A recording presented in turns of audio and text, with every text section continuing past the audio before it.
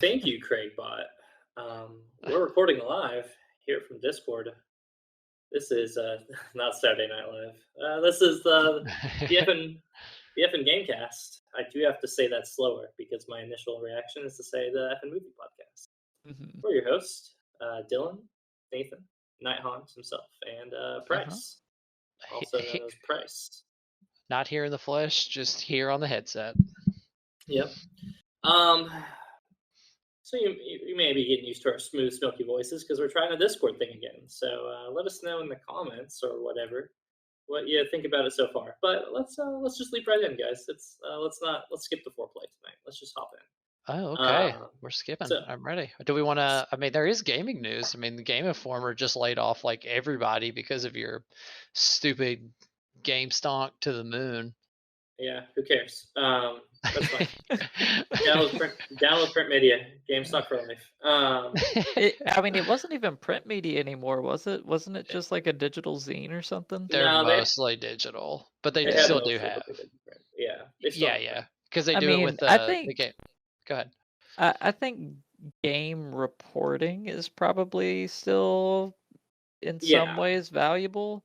Although I feel like YouTubers actually do a good enough job, and Agreed. also like the media managers of these companies also tend to get the Human information narrative. out there fairly well. So I don't know. Yeah, Yeah. it just sucks because it was just another. It's just because GameStop's doing so poorly and they're hemorrhaging money at this point, and there's some people like I've listened more into it today, and they were saying about how like the people who were let go were literally chosen out of a hat. Like it could have been anybody, and some of those people had been there for like 14 years, and they were just like told, yeah, just don't come in tomorrow, like just that quick. So Yeah, but on the I one yeah, hand that sucks, but on the other hand, it's like to some degree, would you not have seen that coming in your job, in your field? Was the writing not on the wall? I guess that's fair enough, but right. it I mean, still read the does room. suck. You're not. It's not like when. Okay, I'll give you guys this. When is Okay. the last time you tuned into a Game Informer for news? I have weekly for like years. I've been listening to their podcast for a long time. Okay, so you are maybe one of two people who have been doing that. And you know what? I am learning today that they have a podcast, which already shows how poor of a job that is on getting out. Because I'm not blind to game news. Nathan, did you know that they have a podcast that they regularly covered news on? Well, last week Price had mentioned that, I think. But that was the other than first I'd Price's heard of it. mention, right? Yeah. So, case in point, get fucked. Ryan Cohen is a god. All Don't spin that negative narrative shit here. I'm here to make money. Get the fuck out of here. Price is paid for. You can call him Shitron Sorting over here. Fucking show. Fair. It's fair. Anyway. That's my nickname. Anyway, get the shilling out of here. That's the only big news that came out. Actually, there's one little bit of game news that also came out. Mine and Nathan's game of the year, Stray, is going to be coming free to the PlayStation Plus higher tier. So which tier again? It is a higher tier than the one that you probably have. That's okay. As much as I read into it.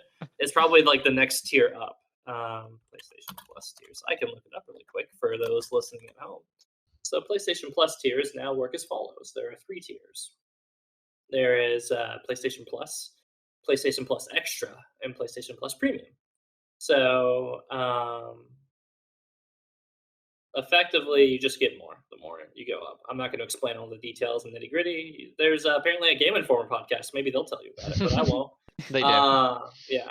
But anyway, so apparently in the PlayStation Extra, which is yearly of $100, which actually isn't bad relative. No, it's not. The PlayStation Plus Extra includes the game Stray for free right off the cuff.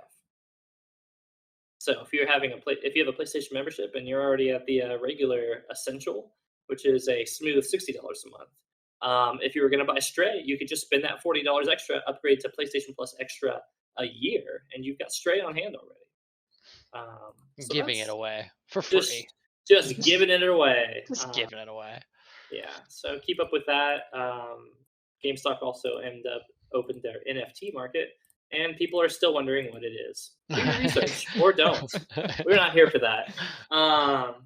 So what I do know is what I've been playing this week, and it's mostly DNF Duel. I won't lie. Oh my god, Dylan! Ever since we talked about this last week, I have gotten so many YouTube ads for this. I sent a screenshot to you. No, all you did. Of like it just pops up all the damn time now. I don't know.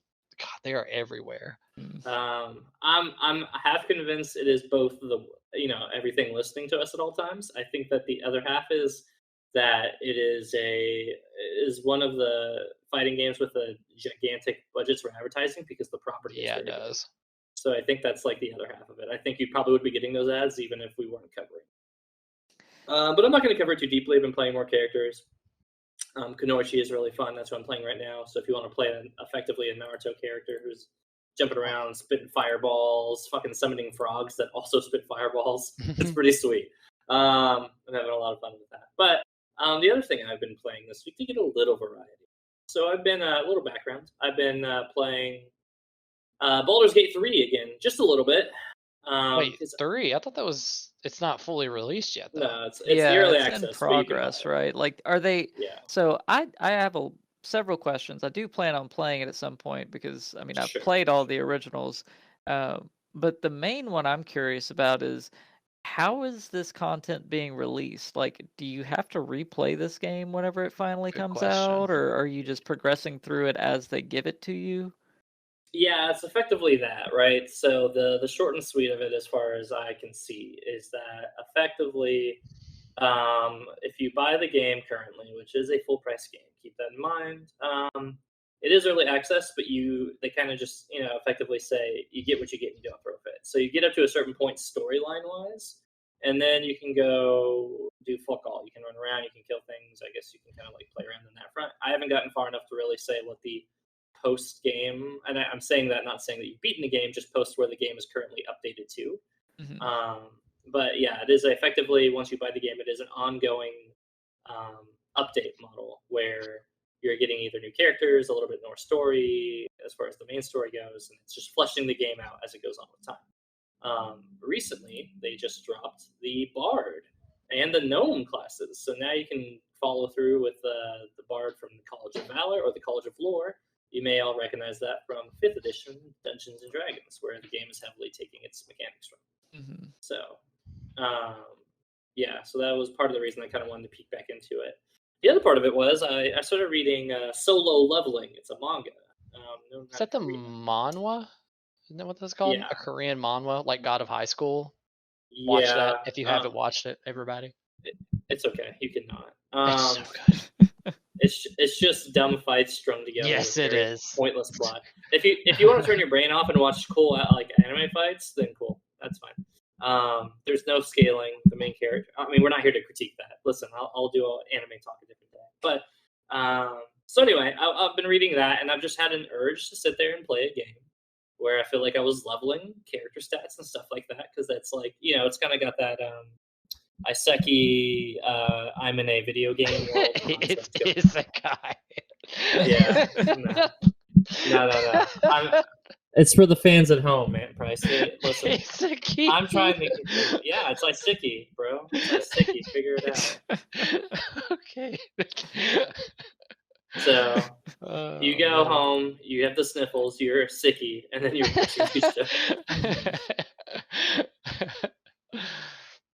but why bring that up? Because the anime? Is it announced, or is it? Yeah, well, the anime recently got announced, but there's also a video game coming soon. But anyways, it's all just relevant to just me. But was like, man, I kind of want a game where I'm playing and leveling up stats and character, and I didn't really want to play through Dark Souls or Elden Ring again right now. So I was like, well, what do I want to play? And then I remembered that I had played a little bit of Baldur's Gate, but I didn't get too far because I was playing with a buddy of mine, and then he kept wanting to skip the story, and then we had no clue where to go. And I'm like, well, this is going poorly. So I started just to play it solo and kind of played out from there. Plus, I had a hankering for some D&D gameplay, and that's the core of it. Mm-hmm. So TLDR, I've been playing as a warlock. not necessarily the Bard, because Warlocks are sweet. So And just it's- Eldritch Blast over and Yeah, over. just blasting all day long, because it's what feels good. I remembered one of the things I did not like about Baldur's Gate was the percentages are liars. They'll say 98% to hit, cool, and I'm whiffing more than once. So that's XCOM. infuriating. Yeah, it's Yeah, the XCOM XCOM. percentage problem. Just talked about that last time. Yeah. So that system that we know and love is back. That's frustrating. But I think the other part of it is I do enjoy it, but it's, everything is like what you're in the mood for, right? So I've been playing this, and while it is like, been fun, these darn action RPGs are just programming my brain. I just want to hit things a little bit right now too. That is not what Baldur's Gate is. And I know it's not. But I still have to play, and I'm like, man, I just kind of want to fucking bop these things. But I also don't want to play like a Elden Ring or a Dark Souls. So. Well, speaking of Elden Ring and Dark Souls, I'm looking at the store page for Baldur's Gate 3, and the first still image looks like it could be an area in Dark Souls. Like it is an area in Dark Souls. Let me click on this real quick, because I would put money as Caelid or something. It's like a lava area.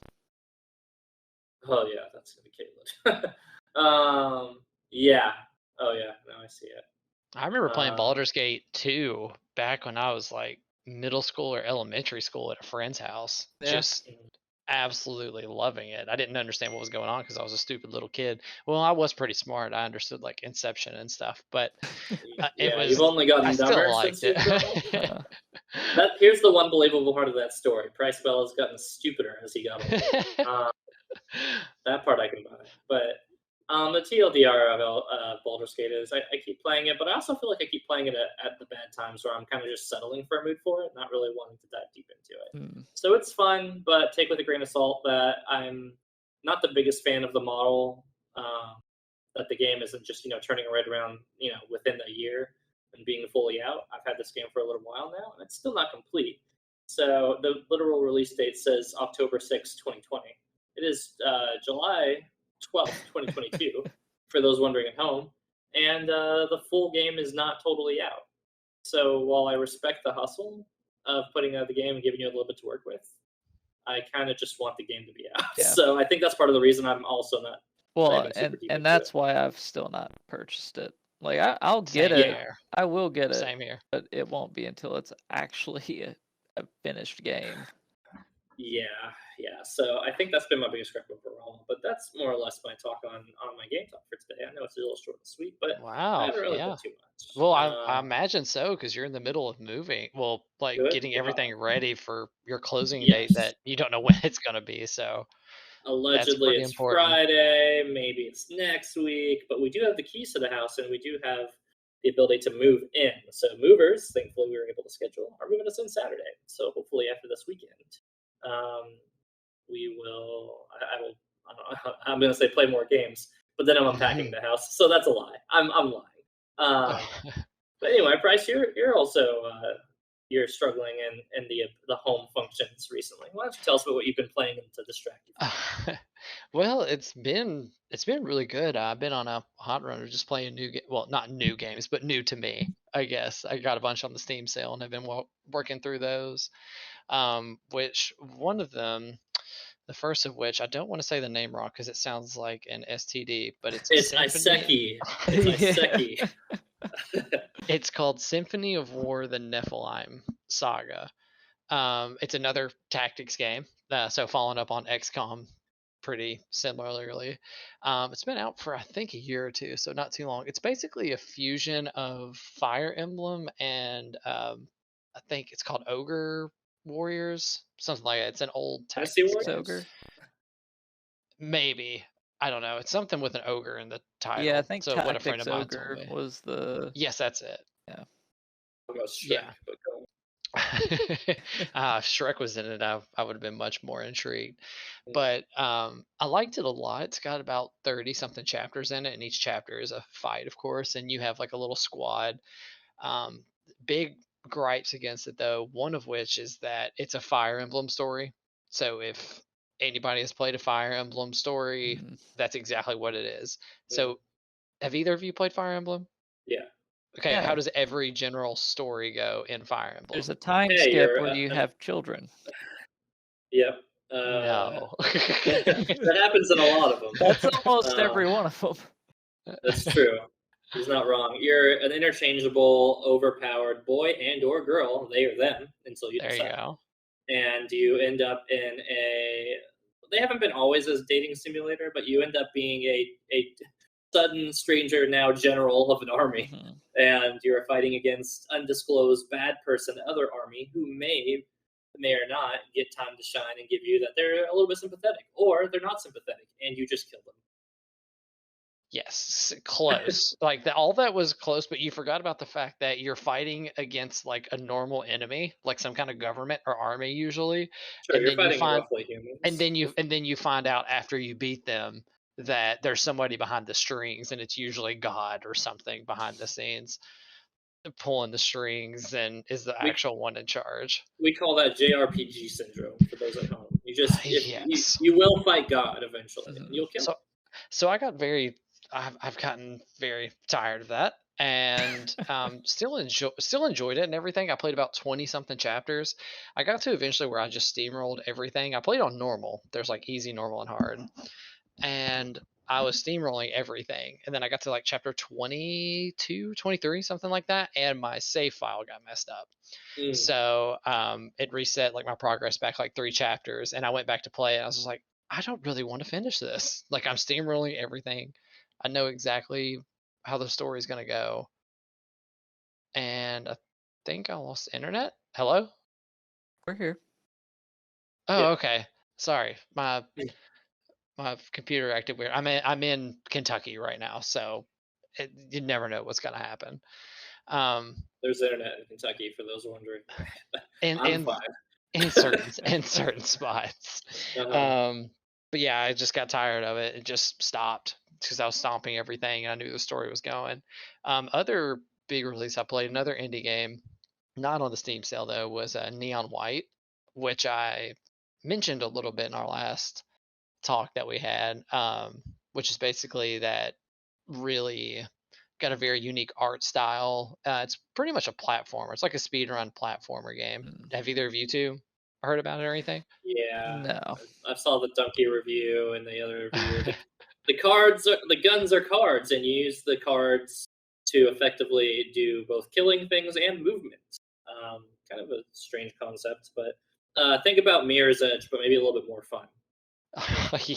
It's very similar to that, but as Donkey put in his review, the story is just the worst thing that Oh you've yeah, I ever heard that it heard. was incredibly juvenile, which I was thinking you actually like. I was like, Christ will either Oh. really like it or hate it. I know you'd think it would be up my alley, but just because of all the anime and stuff I've seen, but this one definitely was not it. There are points where like there's a girl character, she's like, "Oh, I just can't jump too well because my boobs are too big," like that kind of thing. I get it though. Yeah, I know you have that struggle a lot, Dylan. Yeah. I haven't seen Hannah jump ever.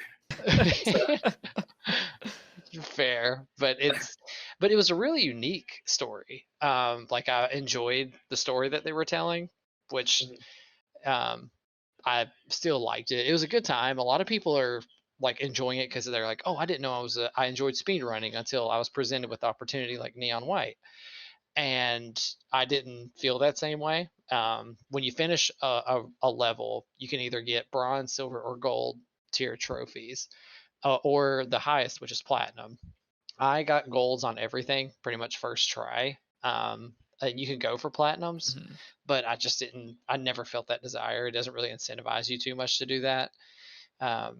So that didn't really pull me in so much. And there's also, as in with every game, like new JRPG kind of game, like their Fire Emblem, Persona, like of course you got to find gifts and make everybody your friends and all of that kind of dumb stuff. Which I just honestly skipped. I didn't care. I didn't want to know any more about the story, about the characters. They were easily the worst part of it were the characters. The guy who voices Spike from Cowboy Bebop is the main guy, so that's interesting. But he doesn't really do anything that made me think like, man, he's like doing awesome. Like he was Well, fine. to be fair, from what I've heard on the dialogue, it looks like he was given what they gave him. You know? It's true. Like Yeah. he didn't have much to work with, but like it just wasn't noticeable enough for me to like take note of it or anything. But yeah, those are the two big games I played and beat in the last week. Since we're homeless right now, I've just been playing games and hanging out. Mhm. So I had time to finish both of those. So Nathan, tell us about your Pokemon travels on how you're going to be the best that ever was. I actually want to hear about his home and how he can just have a stable house living situation. Yeah, God, what's that like? Yeah. That sounds more interesting to me. Yeah, it's nice. I just got a couple of more shelves that I put up in my room to start setting up for my airbrushing station. So that was kind of cool. Airbrushing? What are you airbrushing? Miniatures. Yeah. Oh, cool. It's always minis. Oh, yeah. I was Okay. like, I couldn't forget it was minis. I didn't know what airbrushing was for, so that's my ignorance shining through. You can do a lot with airbrushing, but my main focus is going to be on miniatures. Okay, cool. But yeah, anyway, I mean, I have pretty much only played Pokemon since we were last talking, because I think I had finished up Final Fantasy VII by that point. Oh, how did that finish up? You never, I never you got didn't your finish opinion it, on it. Had I not finished it at that point? Well, No. No. I liked it. I mean, I don't understand why everybody hated on it quite so much. I mean, the end is certainly a ridiculous, over the top kind of experience. That's Kingdom Hearts guy, by the way. He directed that game. Yeah, well, Well, it and to be feels fair, he also directed the original 7 too, so he was involved in the creative process for the original Final Fantasy 7. So yeah, Right. but now he does drugs. I don't really want to spend too much time on that because I do think we kind of talked about the ending too. Yeah. So after that, I got into playing Bugsnax for a while. Bugsnax! Yeah, speaking of Pokemon. Yeah, and Bugsnax is pretty good, pretty fun. I've not finished it, but at some point I'm gonna 100% that. I ended up kind of switching gears after talking to a friend who convinced me that I should actually give Sword and Shield a real go. The Pokemon games. I played Shield originally whenever those games came out, and I remember really being just incredibly disappointed with the whole experience. You were. And a lot of that was just because I thought the story was terrible, because having now gone through with a copy of Sword and played through the whole thing where all cutscenes automatically skip and just sped through all the dialogue, if you ignore the story, the world looks really good. And there's things about it that I do remember frustrated me, like where they had taken leaps forward with Pokemon Go or Pokemon Let's Go, and then they stepped back with Sword and Shield. Like the whole thing where Pokemon were walking around in the overworld. In Let's Go, if they're shiny, you can see that. But in Sword and Shield, you cannot. And I don't like that. Game freak. But there's other things, and they actually then in Arceus had it to where they were shiny in the overworld again. So there's like no reason that Sword and Shield got that different treatment. But I wanted to go back, play through those, get the Pokemon I hadn't caught yet between the two games, and basically just kind of get myself ready for the whenever Violet and Scarlet come out. And Violet's coming in November. Yeah. Yes. So I'm just kind of preparing for that, and I played through the DLC. The DLC is certainly better than the main games. Both of them are. But the big thing, and the thing that's really got my interest and has me wanting to just continue to play even after I get everything that I need, is there's a type of almost like a dungeon that you can run called the Max Lair. and you don't get to play with your Pokemon. You're just handed like a level 50 with some abilities on it, and you and a group of 3 really stupid computers are going through and trying to like get through a series of battles in order to like fight a legendary at the end. You can actually play it with other players, and I plan to do so. That's actually the person that was telling me that I should play was specifically really just wanting me to like join. Do max layers with you. Yeah, like they that's want more max layer people, and having now been playing max layers for like 4 hours straight, I dig it. It's pretty cool. It's just the main appeal is like it's an interesting challenge, but also your chances of getting shinies are really high. I've gotten 2 already in that like 4 hour period, which when it comes to like hunting shinies in a regular Pokemon game, that's incredibly high. Unheard of. Yeah. One in several thousands of a chance for those wondering at home. Several. Yeah, it's gosh, what are the odds? It's like one it's 1 in like 4,000 or something like that, and then it goes down to like 1 in 1,000 if you get the shiny charm. Yeah, so the standard is 1 in 4,096 Wow. to encounter a shiny Pokemon, and it goes down notably whenever you have a shiny charm or and such. And there are other ways to get around it, but we're not going to get into that. It goes to 500.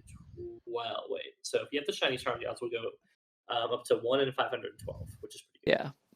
Nathan, I was also going to ask you. You said one of the points you said about the story was that the story doesn't really bother you if you just skip through all the cutscenes. But one of the biggest, actually the biggest problem I had with Arceus was that there were so many cutscenes where it was so obtrusive that like they made you pay attention to the story, which made me hate it because if you're going to like have a crap story, it should be put in the background. Mhm. You should never like notice it, but they put it first and foremost when that was definitely not a strong suit.